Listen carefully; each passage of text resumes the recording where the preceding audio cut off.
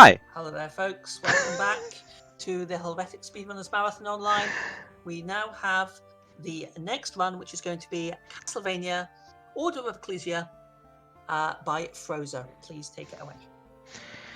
Thank you very much, Tiny Tim. Yes. First of all, I'm amazed that you actually said Ecclesia properly. That's great. Because, like, nobody knows how to say it. Perfect. Anyway, so, yeah. We're going to do some Castlevania shenanigans, as I'm somewhat famously known for, I guess. We're going to play a good game on the DS called Order of Ecclesia.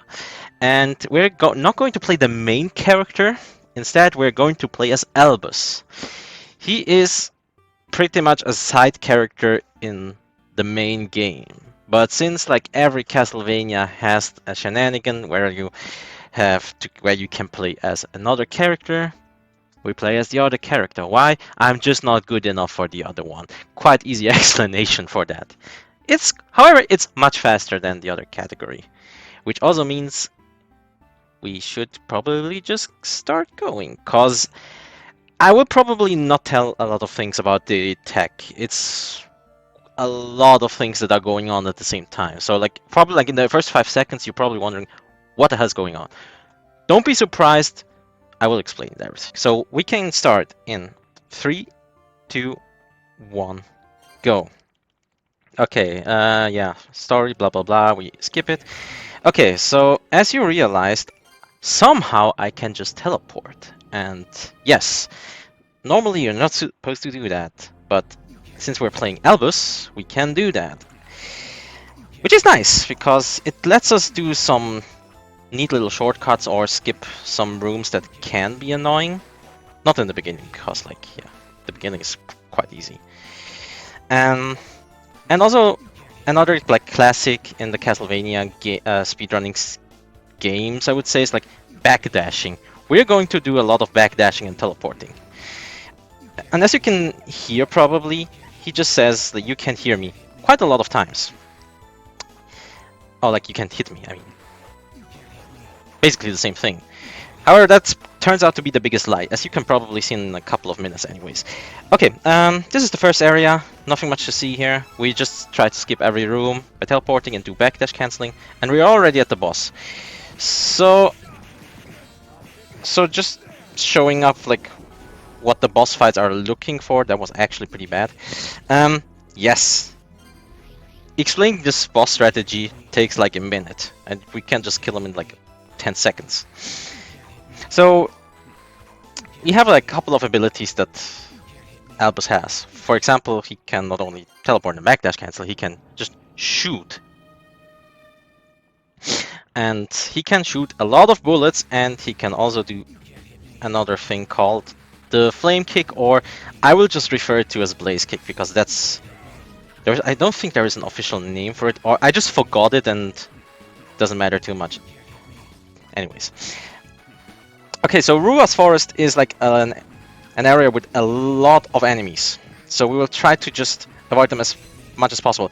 Sometimes there's those flying squids running around. Yeah, you kind of want to avoid them as much as possible, because if they hit you, you will get stuck for at least 5 seconds. You will lose a little bit of HP in process, but again, early on it's not a big deal. However, that's kind of scary, so I just need to be careful real quick. Also, yeah. The thing is, with Albus mode, there is not a heavy emphasis of platforming, which you would normally have, because normally you would have to just jump on the crates and try to not fall into the water. We can just fly over it. And we will see this area a little bit later soon. Okay, so this is now Minera Prison Island. That is probably a really big difficulty spike for the first 2 areas, mostly because there is just a lot of enemies that can just straight up one-shot you. Also, yeah, that is the giant skeleton, and he dies also in 10 seconds or something. For example, this guy. So the gimmick for this area is there are those spotlights in various sections. Also, I should probably fly up there. Okay, so you don't want to get hit by the spotlights, otherwise like this giant face will appear. Which is not great. We don't want that, because he does pretty much triple the damage of any enemy that you see here. Same goes for anything that is related to a trap. Okay, this one not much, but the next one, I think it can even one-shot you. But again, with Albus you just avoid it quite easily. And with Shanoa, it's not that much harder, but depending on like what your HP bar is, you kind of want to be careful. Also, yeah, you will always get hit in this corridor. Okay. Now for this section, I actually hit the spotlight, just I can like aggro the enemy that spawns here. Normally, if you kill this one, you will get the ring called the Strength Ring. Since this is just a secondary character, we don't have access to that. So we can just skip him. Alright, so this is pretty much like the first important boss fight in the run. Brachiora. It's a giant crab. So, and yeah, he can also speak.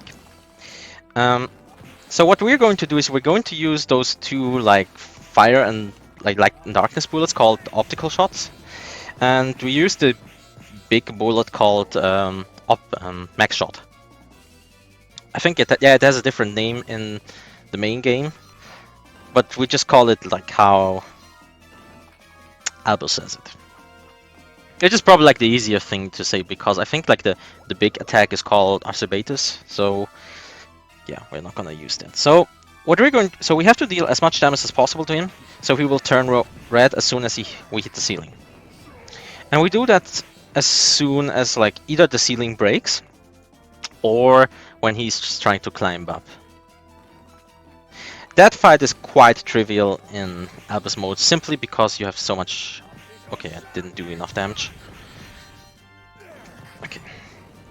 Unlucky, dude. And that's like pretty much like the only time where you can... the only point in the boss fight where you can lose time, if you don't deal enough damage.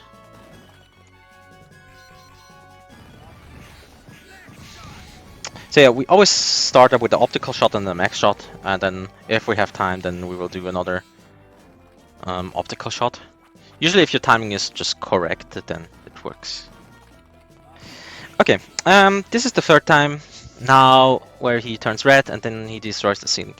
Just as a heads up, it's pretty much... there's a gory scene coming up, so if you don't like blood, please don't watch.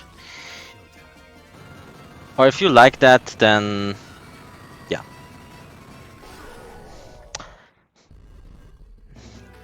I guess that's some nice food for the evening, right?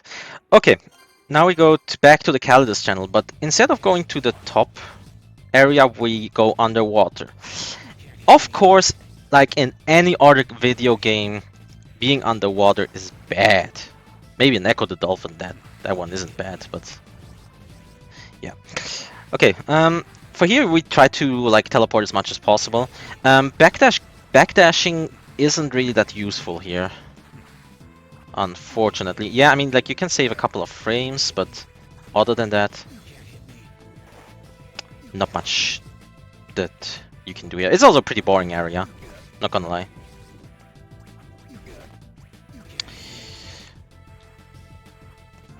Like the next couple of sections are sections without boss fights. So, yeah.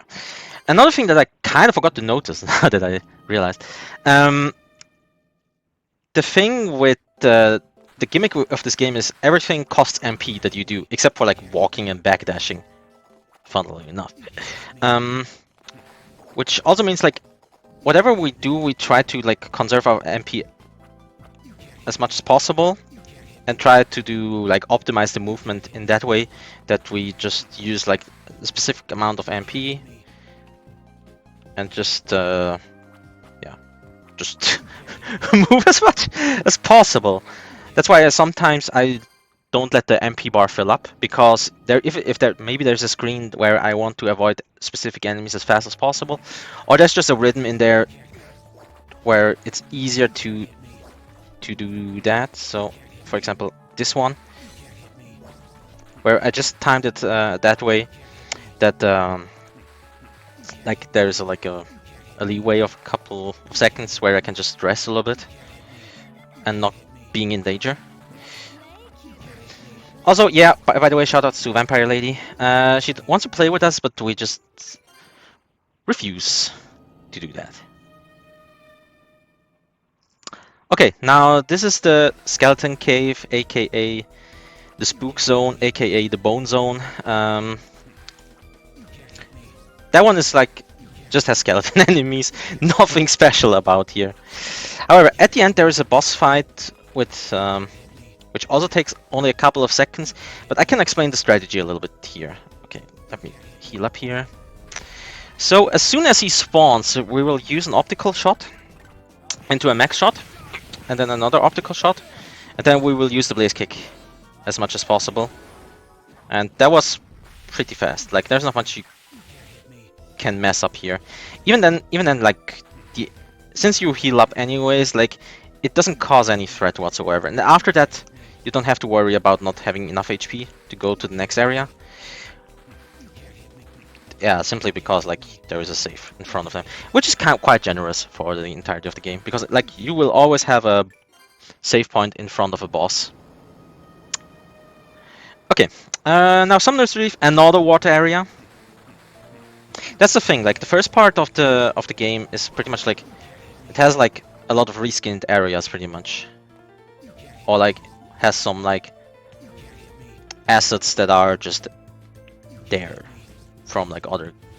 It's like quite lazy when it comes to like area design, but I think if I recall correctly, that's mostly because the game has like the shortest development cycle, and funnily enough, it's like the least broken one out of all the DS-vanias. Okay, so this is Rusaka. That one is like a super interesting boss fight. Of course, with all the special attacks that we have, we also have a normal attack which just shoots regular bullets.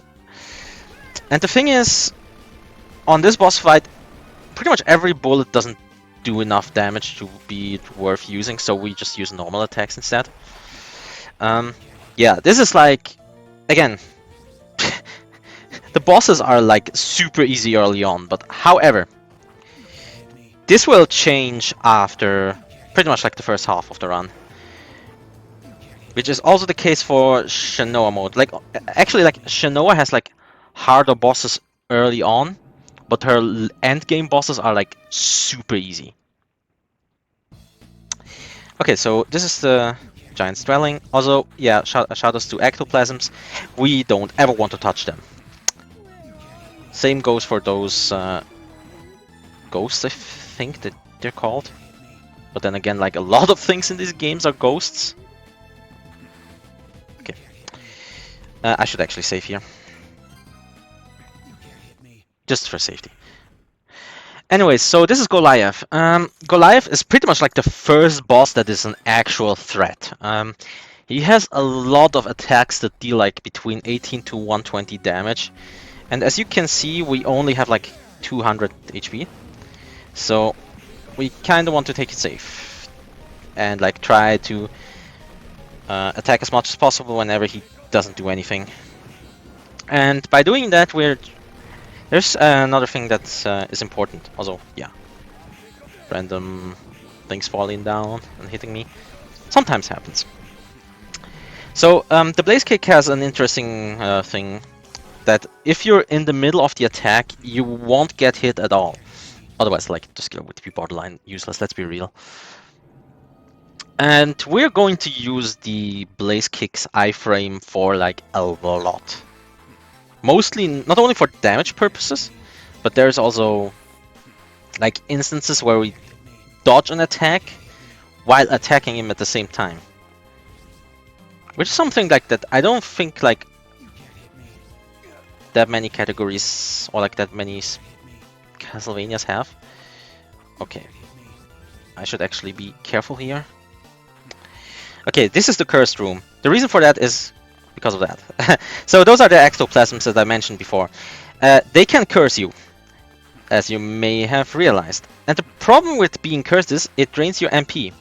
And if that happens, that's bad. because then you cannot teleport around and you cannot move fast. So we want to avoid that one. The thing is, like, the game is so optimized at that point that if you get hit by one of the ectoplasms, the run is pretty much dead, because I think like you lose around 15 seconds, maybe 10. I don't know. Usually when I get hit, I just reset, because it's like not worth going for it. Okay, so Oblivion Ridge. That's where the next boss comes up. It's a land shark called Gradius or something? No, Grave Dorcas, yeah. Of course, I should remember that he has Dork in his name. Okay, so Grave Dorcas. He has like 3 attacks that he does. Sometimes he just like just swims around, which is good, because that just means we can attack him. Then he can shoot balls, which we luckily don't see, because we just destroy them. And he has a poisonous attack that we also don't see optimally. He only uses it if you're getting too close to him, whenever he starts coming up. And again, we're going to use like a combination of optical, max shots, and blaze kicks. And that was a really good fight, even RNG wise. Like that's like the perfect fight that you can do here. Getting a perfect pattern at Grave Dorcas is not that uncommon, but it's nice that it happened in the marathon. Okay, so now we're going into Shrek's home, called the Argilla Swamp. We are trying not to hit those drakes, and also we are not trying to get hit by those like grassmen. I'm not sure what the enemies' names are, but like, yeah, we just don't try to get hit too much in this section. Not that it's like a big deal, because there is another save point coming up in the next area, the Mystery Manor, and it's before the boss. Okay. For the next boss that is coming up, you may recognize him if you watch the run from the very beginning, or if you're watching the run right now, cause yes. Also, I'm gonna save here. The attacking pattern for this fight is super easy. So we stand in the corner, and then we time our blaze kicks that we hit him while he does his blaze kicks as well. And the reason for that is the AI is programmed that way that if you're standing on top of him, he will always use the blaze kick.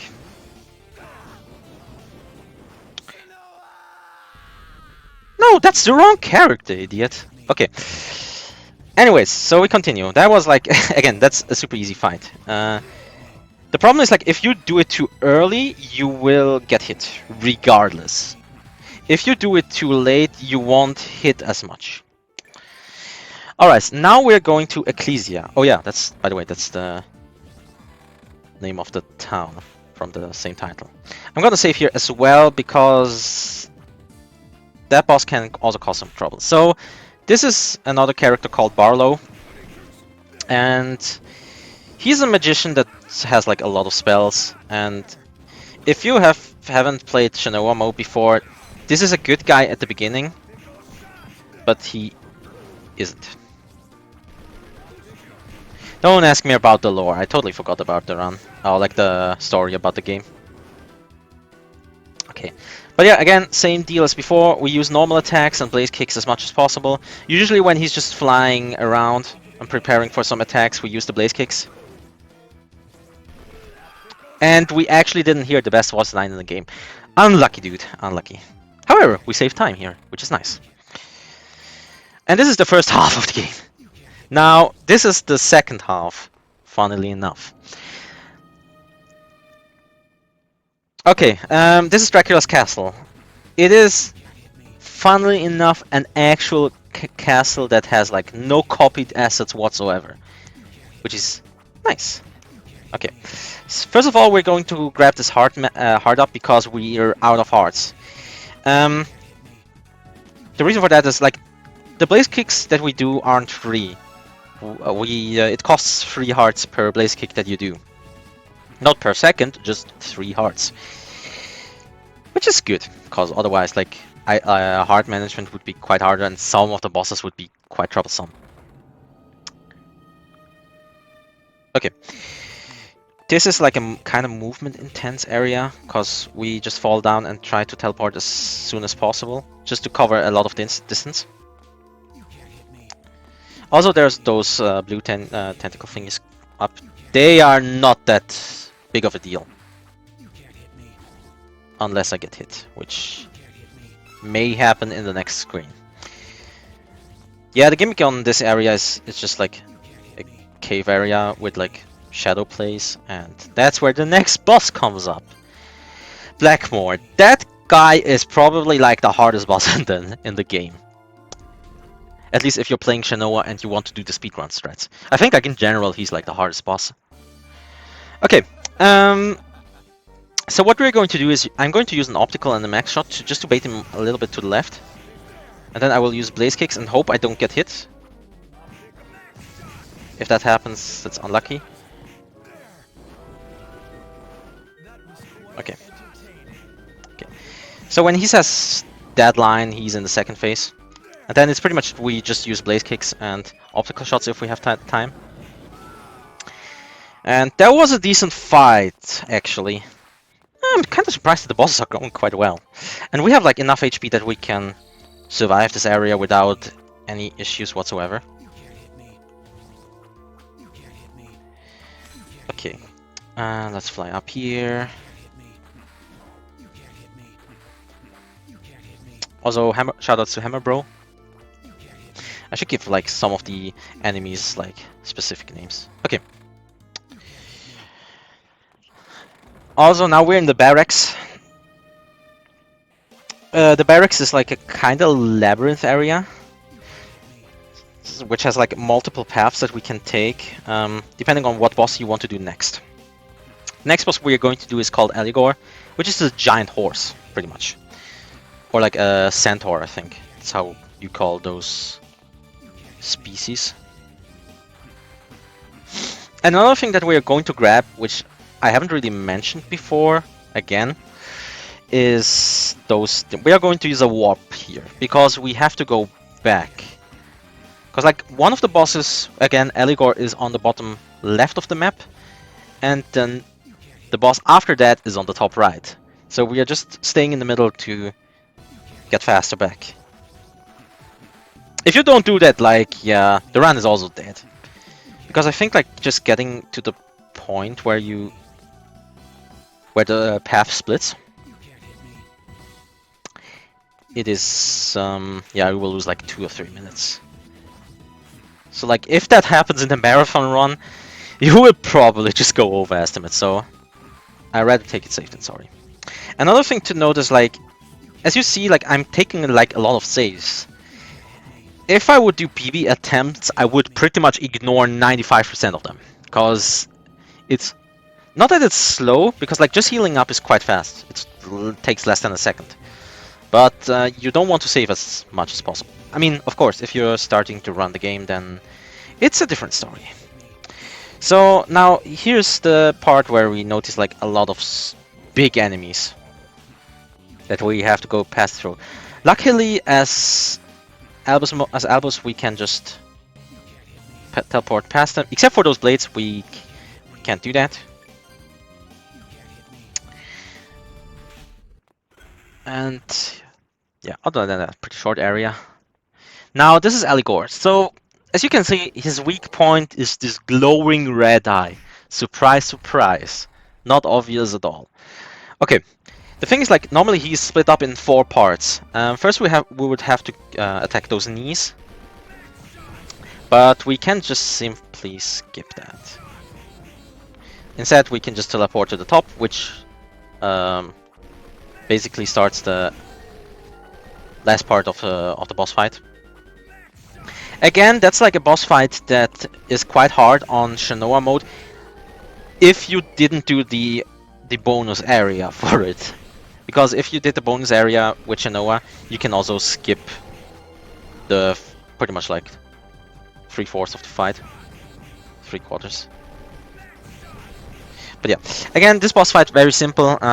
We use optical shots, no, mech shots and normal attacks, and we also were just standing on the edge on the left side. Mostly because the AI actually changes where you're standing. So if you were standing on all the way to the left, he just does his third phase attack, which are like super easy to dodge. Otherwise, if you would stay in the middle or on the far right, yeah, you will have a bad time. So we will take like a kind of slower fight just for like extra safety. But yeah, speaking of extra safety, so you saw those spikes, right? And as most of you people know from video game logic, spikes are bad. Really bad. And Albus doesn't like it at all. So instead of like just teleporting upwards, which I would normally do, I have to move around them. The thing is, like, the developers were actually smart enough to just like put a block on it. Like if you try to teleport to it, you will get hit by the spikes no matter what. Okay, this is Death. Death is an absolute random fight. Again, a super classic Castlevania boss staple. And the best thing that he can do is he can try to attack you. Because that gives us like a lot of opportunities to attack him with multiple skills. For example, the blaze kicks, for example. And okay, I have to be careful, and yeah. I kinda expected to die here because that fight is, first of all, not easy. And second of all, there are like strats that you shouldn't do in a marathon setting, like using too many blaze kicks here. I'm still going for it nevertheless, cause I mean, why not?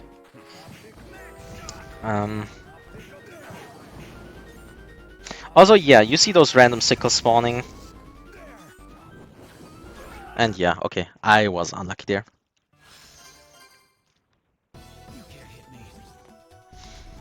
But yeah, this is a harder boss fight actually. In Shinoa, you just kill him in like 5 hits. Not even joking. But here you actually have to fight him. Okay. And as you saw before, like those random spawning sickles just can screw you over. Because I think like everything at this point just 2 or 3 shots you.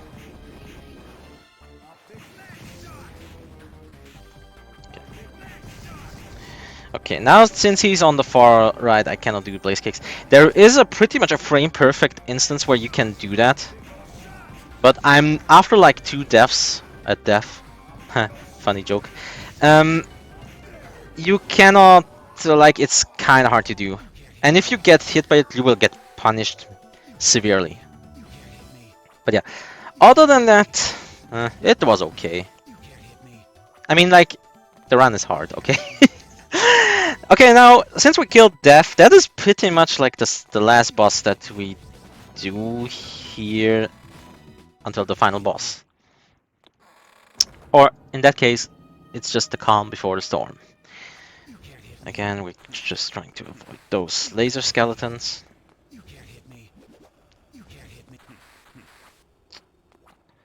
Do this platforming section. Oh yeah, if you didn't kill the 2 bosses before, or 3 bosses in that case, you cannot get past the point. Also, I shouldn't save here because I'm getting hit anyways. Alright, now the final approach. Very simple area actually. Unfortunately, a lot of flying enemies, which sometimes just go into your way. Same goes for those flying swords, it can just hit you. And you cannot dash through that either.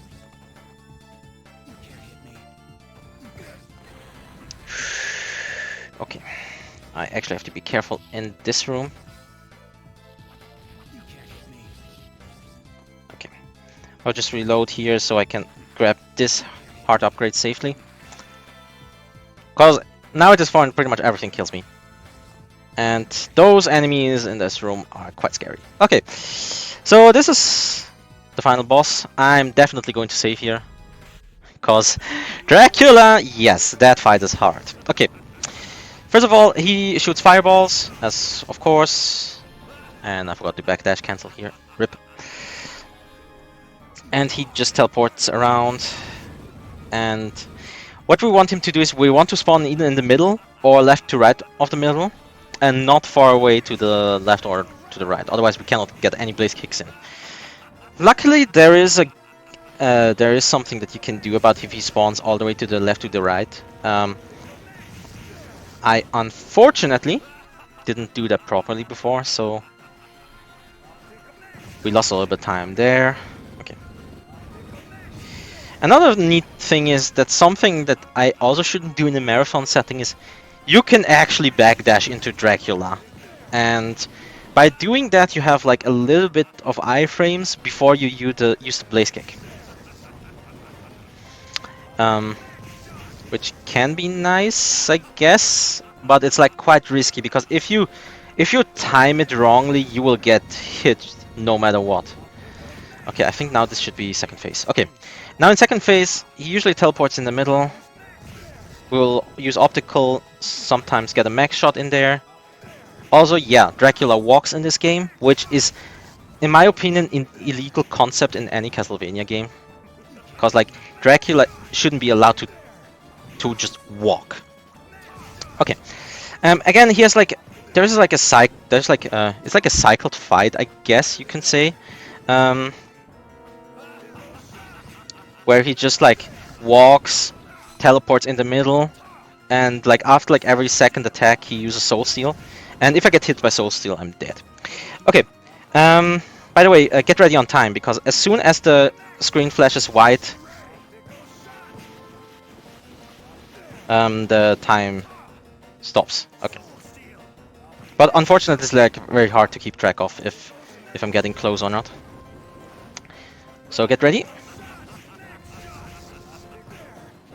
And that's time. Whew. What was the time?